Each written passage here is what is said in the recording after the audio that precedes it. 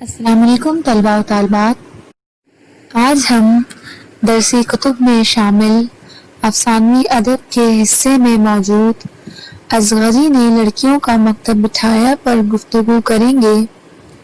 اصغری نے لڑکیوں کا مکتب بٹھایا ڈپٹی نذیر احمد کے تحریر کردہ ناول میرات العروس سے ماخوذ ہے۔ ڈپٹی نذیر احمد کو اردو ادب میں پہلا ناول نگار تسلیم کیا جاتا ہے۔ ڈپٹی نذیر احمد کا شمار عناصر خمسہ میں بھی کیا جاتا ہے۔ ڈپٹی نذیر احمد کی تحریر کے متعلق گفتگو کریں تو یہ بات سامنے آتی ہے کہ ڈپٹی نذیر احمد نے اپنے ناولوں میں اصلاح کے پہلو کو خاص اہمیت دی ہے۔ آپ نے اپنے ناول کے پلاٹ کو اس طرح سے ترتیب دیا ہے کہ اس سے قاری زندگی کے متعلق سبق سیکھے۔ آپ کے کردار بھی اسی طرح سے دکھائی دیتے ہیں۔ سبق: اصغری نے لڑکیوں کا مکتب بٹھایا میں دو کردار نمایاں حیثیت رکھتے ہیں۔ یہاں دراصل دو بہنوں کی مختلف سیرت اور ان کے طور و اطوار کو پیش کر کے اپنے عہد کی خواتین کی اصلاح کی کوشش کی گئی ہے۔ ڈپٹی نذیر احمد کے ناولوں میں ایک پہلو مشترک طور پر نظر آتا ہے اور وہ پہلو خواتین کی اصلاح و تربیت ہے۔ سبق: اصغری نے لڑکیوں کا مکتب بٹھایا میں بھی اسی طرح سے دو کرداروں کے مابین موازنہ کر کے اس فرق کو پیش کیا گیا ہے۔ دراصل ڈپٹی نذیر احمد اپنے ناولوں میں خواتین کو خاص اہمیت دیتے ہیں۔ میرات العروس لکھنے کا سبب بھی دراصل ان کی اپنی بیٹی کی تعلیم و تربیت ہی تھا۔ ڈپٹی نذیر احمد نے میرات العروس اپنی بیٹی کی رخصتی پر اس کے حوالے کیا، لیکن بعد میں اسے شائع کر کے تمام خواتین کی اصلاح کے لیے پیش کر دیا گیا۔ میرات العروس اصغری اور اکبری کی کہانی ہے۔ اصغری جو کہ مکمل خوبیوں کا مجموعہ ہے اور اکبری جو کہ مکمل خامیوں کا مجسمہ ہے۔ ان دو کرداروں کی سیرت کے مابین فرق کو پیش کر کے خواتین کو یہ سبق دیا گیا ہے کہ اگر وہ اپنی زندگی میں اصغری کے طور و اطوار کو اپنائیں تو اس کی طرح تمام معاشرے میں ان کی واہ واہ ہوگی، لیکن اگر وہ اکبری کے طرز زندگی پر عمل کریں گی تو دنیا میں رسوائی حاصل کریں گی۔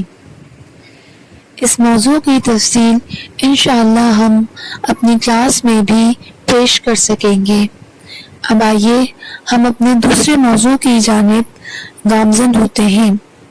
ہمارا دوسرا موضوع نذیر اکبر آبادی کی نظم برسات کا تماشا ہے۔ نذیر اکبر آبادی کو عوامی شاعر کے لقب سے پکارا جاتا ہے۔ نذیر اکبر آبادی نے اردو میں نظم میں نمایاں مقام حاصل کیا ہے۔ آپ نے نظم میں عام موضوعات کو جگہ دی ہے۔ نذیر اکبر آبادی کے پاس الفاظ کا ذخیرہ موجود ہے۔ ان کے موضوعات میں رنگا رنگی اور انفرادیت نظر آتی ہے۔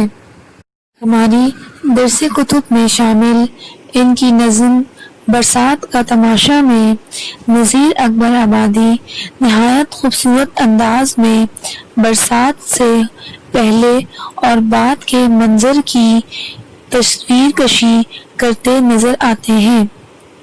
اس نظم میں شاعر نے موسم برسات کی خوبصورتی کو بیان کیا ہے۔ وہ کہتے ہیں کہ اب بارش کے باعث گرمی کا زور ٹوٹ چکا ہے، سورج کی تپش بھی ماند ہو گئی ہے۔ شاعر کہتے ہیں کہ صبا نے اپنے پیغام چاروں طرف دوڑا دیے ہیں۔ تمام درخت، بیل بوٹے، پتے، پھول سب ہی سبز رنگ کے لباس زیب تن کر کے موسم برسات سے لطف اندوز ہونے کے لیے تیار ہو چکے ہیں۔ انسانوں کے ساتھ ساتھ پرندے اور جانور بھی خوشی کے مارے جھوم رہے ہیں۔ کوئل کا کوکنا، ہدہد اور چڑیوں کا چہچہانا موسم برسات کا حسن دوبالا کر رہا ہے۔ موسم برسات میں لذیذ لذیذ پکوان بھی تیار ہو رہے ہیں۔ غرض برسات کے موسم میں ہر شخص اور ہر جنس ہی خوشی کا اظہار کر رہی ہے۔ ہر ایک فرد بے انتہا خوش ہے اور اس کی خوشی اس کی حرکات و سکنات سے ظاہر ہو رہی ہے۔ شاعر فرماتے ہیں کہ رب کائنات کے جلوے اور اس کی قدرت کے نظارے دیکھ کر ہر ایک سجدہ شکر بجا لاتا ہے۔ غرض اس نظم میں نذیر اکبر آبادی نے برسات کے موسم کو نہایت خوبصورت انداز میں پیش کیا ہے۔ نذیر اکبر آبادی کی خصوصیت ہی عام موضوعات کو دل فریب اور حسین انداز سے پیش کرنے میں ہے۔ نذیر اکبر آبادی کے متعلق مزید تفصیلی گفتگو ہم انشاءاللہ اپنی جماعت میں کریں گے۔ یہاں پر ان موضوعات کا اختتام ہوتا ہے۔ شکریہ۔